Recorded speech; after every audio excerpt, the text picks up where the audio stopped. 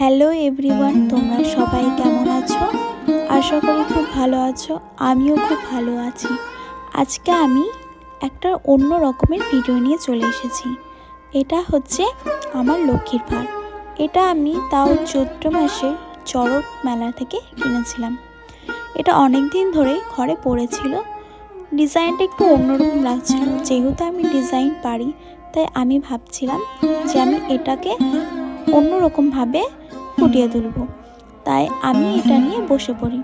প্রথমে আমি এই লক্ষ্মীর ভাঁড়টা পুরোটা রেড ফেব্রিক দিয়ে পুরোটা পেন্টিং করে নিই। তারপর আমি মা লক্ষ্মীকে ড্র করি। প্রথমে আমি পেন্সিল দিয়ে আঁকার চেষ্টা করি, তারপর আমি ফেব্রিক দিয়ে ড্র করি। মা লক্ষ্মীকে আঁকার সময় আমি ভিডিওটা করে উঠতে পারিনি, কারণ এটা করতে আমার অনেকটা সময় লেগেছে।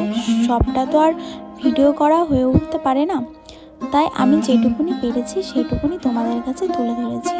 তো মা লক্ষ্মীকে আঁকার পর আমি সাইডের ডিজাইনগুলো করি, তারপর ওপরে। আর বরাবরই আমার রেড কালার আর হোয়াইট কালারের কম্বিনেশনটা প্রিয়, তাই আমি রেড কালারের উপর হোয়াইট কালারটাই অ্যাপ্লাই করি। তোমাদের সঙ্গে কথা বলতে বলতে আমার পুরোটাই কমপ্লিট হয়ে এসেছে।